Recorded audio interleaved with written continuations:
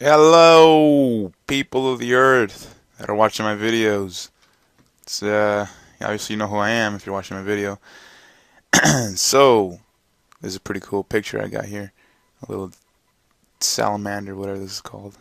But it's sick. Alright, anyways, we're gonna learn some syncing with time remapping. And if you already know it, then you might just pick something up while I, you know, edit this clip here. So this is a mini touch from my friend Hitman, OPG Hitman. He's a buddy I know in real life. Pretty sick player. Um, let's get started. So we're going to sync this part right here, just like one of the last clips. It's almost done, the mini-tosh. So let's preview the song and the clip. So what you want to do is obviously you want to put your work area at where you want to render at. So to move your work area around, you place it where you want it, right? And then you hit B in your keyboard for the beginning part, and then for the ending you hit N. So it's pretty simple. And now you just hit 0 on your number lock pad.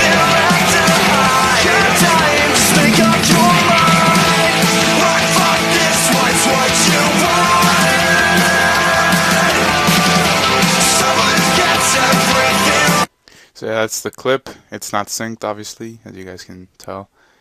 And yeah, let's get to it now. First, I'm gonna use these markers here to indicate where my beats are at. So I'm gonna just do that. If you guys should know how to do that, I'm not really gonna go over it. So I'm gonna just fast forward this part here.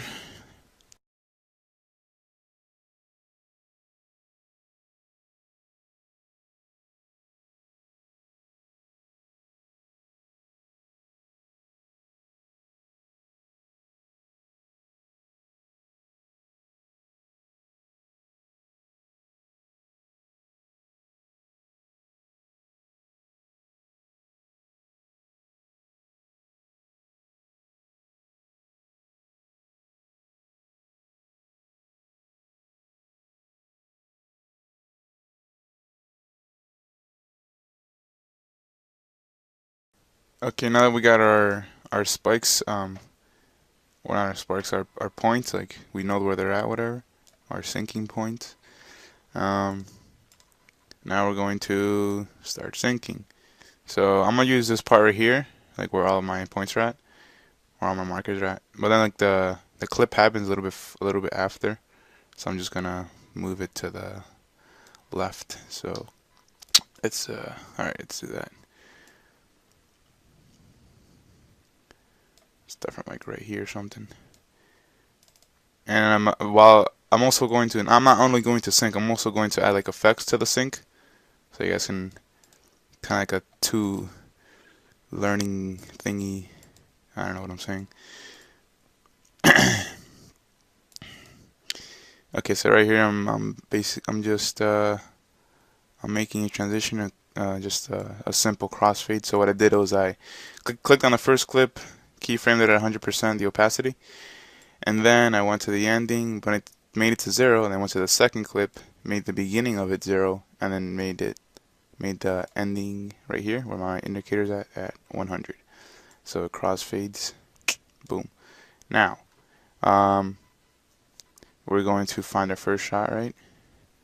Which is, wow, there's mad people there. Yeah, that's a collat, nice. So you're gonna right click, time, and enable time mapping. So you're gonna, you can select whatever point you want. You're gonna either use this 128 or 129. The reason that my numbers are so high is because I have a shitload of markers. As you can see, I have a shitload right there. Alright, so let's sync it with, I guess, this one over here. So if it was, okay, so if the shot is before the sync or before your marker, you want to slow motion it so it can be synced. But if it's like, if your shot is after your marker, you want to fast forward it. So it's easy stuff here. So we're gonna slow motion it. So when you want slow motion, you want to choose a point in time before the shot, like that. This is how you make a keyframe, by the way. You click on the little empty diamond on the left side over here where my mouse is at, and then you want to move your indicator, right, after you made your first point anywhere, just not like, okay, so I'll kind of explain this more because I've done this before, like on Skype with people, and then it's hard for them to learn it. So right, here's your shot, right? So like just a little bit of frames before your shot, you can slow motion it, and then you want to make sure that it's your second keyframe is not going to be on the shot when you're slow motioning. So it's a lot to grab at the moment here, but once you do it, you get used to it. So what I did here now, after I made my second keyframe, you're gonna highlight these last two keyframes. It already has an ending keyframe here. So now you want to move your indicator to 129, and then drag this to where it matches where it's together like this. Oh no, never mind. Undo that. You want to drag it until you see your shot. There you go. And then boom, he shoots. And then now we're gonna keep syncing them. So just I'm not gonna explain all of them, and just go do it as I do. Okay, here he gets a hit marker. You don't really need to sync hit markers unless you want to. So for this, I'm gonna do it for 131. So the shot's right there. Make a keyframe. Okay, so now I'm fast forwarding. So I made a keyframe where he shoots, and then you make another keyframe. And you make another keyframe before he shoots anywhere. See how I made the second keyframe before he shoots? Okay, so now you're going to select the last two keyframes here, like you did before, and then connect it like this. And now let me see. Let me play this. Alright, cool. So down for the last shot. I know it's like theater mode messed it up, but he shoots at the floor, but he gets him. But yeah, let's create a keyframe at the shot, and then create another keyframe before the shot. Highlight both of them, the last two I mean, and then sync it up here like this. Awesome. Alright, now what I usually do, I add like scaling to it, or a screen pump, whatever you guys want to call it. So you're gonna click on your clip, right? Hit S, make a keyframe by hitting the stopwatch. Go a frame forward, make the scaling 110. Both of them move since they're linked together right here. So yeah, then you go like forward in time. You make it 100 again, and then makes it effect where it pumps up. And then now I do is just select the keyframes, right, by highlighting, click and dragging, and then Control C to copy it, and then Control V where your other shots are at. And then boom, happens again, and then again. I also like to add some flashing to my stuff. Let me add some, let's see what we can add here. Let's add some directional blur. So the same thing goes for this. You add directional blur to an adjustment layer if you want. Keyframe it, make the first frame 0, go a frame forward, make it like, let me make it like 10, not make it like 15. 15's good, and then go forward in time, make it 0, highlight them, Control C, find your other shots, Control V to paste, and Control V again. Boom, you got yourself a little effect here going on. And then what I do is I sync like a bunch of points that I marked a bunch of syncing points, and I only use a certain of them, right? A certain amount of them. And then the rest of them I just add effects to them so it doesn't look plain. So I would add like a flicker to it.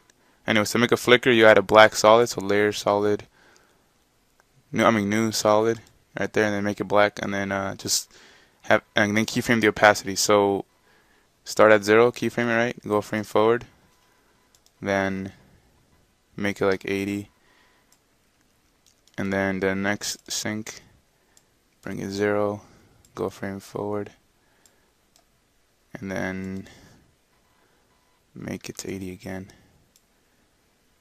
and then you could make sure you bring it down to 0 again, or else you won't be able to see what happened there. I also like to add like flash, like I said before. Now a lot of people want to know how to make flashes that look cool. This is a simple thing to do, man. All I do is just make a solid a white one, make a white solid, and then change the right here the mode to overlay, and then just keyframe it with the opacity. So right here, keyframe, make sure it's on 0. Then go make it like 80 or 100, whatever you like. And then go forward in time, make this 0. And then find your other shots and paste. Let me rewind there. I'm going too fast. My mind is racing. So you made the keyframes, right? 3 keyframes. You wanna select them like that, and then Control C to copy again, and then paste. This saves time though, like copying and pasting keyframes. A lot of time. Let's go right here. Then there we go. Maybe you might want to add some more flash over here.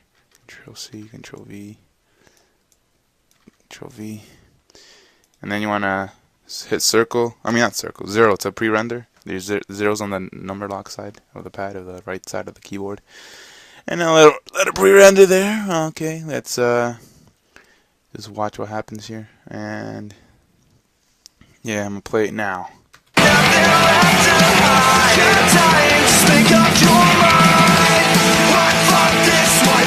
It's pretty good. I mean, it's not like the best, but a little.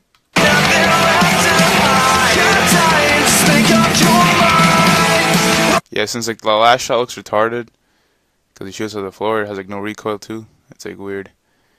Well, I'll show you like a different, like how another clip would look. One of my sinks look pretty hot. Alright, here, check that one out. Let's see how much time we've wasted. 13 minutes, great. Well, I'm gonna fast forward a part, so it's not as much time. This is what you want.